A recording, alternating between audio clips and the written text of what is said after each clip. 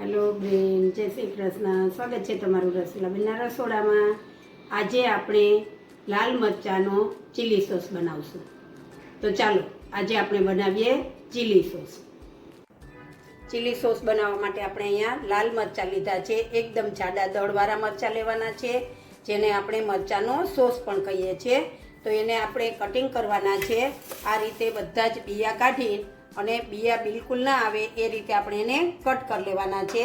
જો આ રીતે આપણે બધા જ બિયા એના કાઢી લેવાના છે. અને હવે આને આપણે પીસી લેશું. જો મરચાંને આપણે પીસી લીધા છે. સરસ આ રીતે મરચાં એકદમ પીસી લેવાના છે.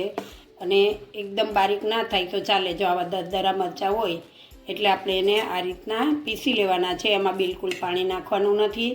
અને મરચાંનો એટલો તો પોતાનો રસ હોય જ છે કે સરસ પીસાઈ જાય છે.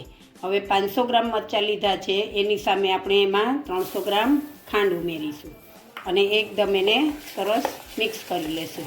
જો તમારે ગેસ ઉપર આને કરવું હોય તો ખાંડ નાખીને અને આને ગેસ ઉપર ગરમ થવા મૂકી દેવાનું છે. અને જ્યાં સુધી ઘટ ના થાય ત્યાં સુધી આપણે એને ગેસ ઉપર હલાવ્યા કરવાનું છે. અને આ જે હું તમને તડકા છાંયાનો બતાવવાની છું, તો આને આપણે એકદમ મિક્સ કરી અને પછી આપણે એને તડકા છાયાનો જે રીતે આપણે મુરબ્બો મૂકીએ છીએ ને એ રીતે ધાબા ઉપર કે ગમે ત્યાં તમારા ઘરમાં તડકો જ્યાં આવતો હોય એ વ્યવસ્થિત ત્યાં રાખી દેવાનું છે. હવે આ રીતે આપણે એને સરસ મિક્સ કરી દીધી છે ખાંડને. હવે એ તાપમાં ગરમીને લીધે ઓગળી જાય છે, થોડીક ઓછી હોય તો એને આપણે આ રીતે ગમે તેવી ધોયેલી ઓઢણી હોય તો એને આ રીતે સરસ એક જ વળી રાખીને પેક કરવાની છે. એટલે અંદર તાપ સરસ રીતે જશે અને આપણી ખાંડ જે છે એ સરસ ઓગળશે અને મરચાં અથાઈ જશે. ખાંડમાં મરચાં અથાઈ જાય ત્યાં સુધી આપણે એને ધાબા ઉપર કાયમ માટે મૂકવાનું છે તાપમાં. હવે આને આપણે તાપમાં મૂકી દઈશું અને પાછું સાંજે તાપ ઓછો થાય ત્યારે લઈ આવીને અને થોડું હલાવીને પાછું આ રીતે ઢાંકીને મૂકી દેવાનું છે. આપણે આને હવે તાપમાં મૂકી દઈશું.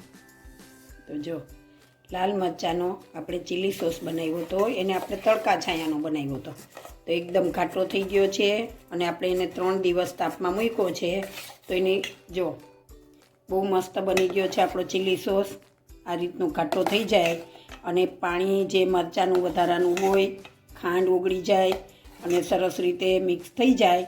એટલે આપણે એને 3 થી 4 દિવસ રાખવો પડે છે. અટાણે તાપ વધારે છે તો મેં 3 દિવસ એને તાપમાં રાખ્યો હતો. અને હવે એમાં આપણે એડ કરીશું 2 ફ્રેશ લીંબુનો રસ. આપણે અગાઉ લીંબુ એમાં એડ નથી કરી દેવાનું, કારણ કે લીંબુ નાખીને આપણે એને તાપમાં મૂકીએ તો લીંબુની થોડી કડવાશ આવી જાય છે. એટલા માટે આપણે છેલ્લે લીંબુનો રસ એડ કરવાનો છે. અને હવે આપણે આમાં સ્વાદ મુજબ મીઠું એડ કરીશું. મીઠું તમારા ઘરમાં જે પ્રમાણે ખારું ખવાતું હોય એ પ્રમાણે તમે નાખી શકો છો. અને આને એકદમ મસ્ત હલાવીને અને પછી એને એક આપણે એરટાઈટ ડબ્બામાં ભરી દેવાનો છે અને ફ્રીજમાં રાખી દેવાનો છે. તો જો આપણો સોસ તૈયાર થઈ ગયો છે. એકદમ મસ્ત ટેસ્ટી તીખો, મીઠો, ખારો, ખાટો એકદમ સરસ થાય છે. અને આને હવે તમે લાંબા સમય સુધી ફ્રીજમાં રાખી અને ખાઈ શકો છો. તો આપણે આ રીતે ડબ્બામાં ભરી દેવાનો છે અને તમે આને રોટલી સાથે, રોટલા સાથે, પૂરી, પરોઠા જે પણ આપણે ઘરે મસ્ત થાળી બનાવી હોય એની સાથે તમે આ ચીલી સોસને ખાઈ શકો છો. હવે જો આ ચીલી સોસ ઘરે બનાવવો ખૂબ જ ઇઝી છે. તમે આ રીતે ચીલી સોસને ઘરે બનાવી શકો છો. આને આપણે લાલ મરચાંનું સોસ કહીએ છીએ. તો તમને મારા ચીલી સોસની રેસીપી કેવી લાગી એ મને કમેન્ટ બોક્સમાં જણાવજો. અને જો તમને મારી આ રેસીપી ગમી હોય તો મારા વિડીયોને લાઈક કરો, શેર કરો અને મારી ચેનલને સબસ્ક્રાઈબ કરો.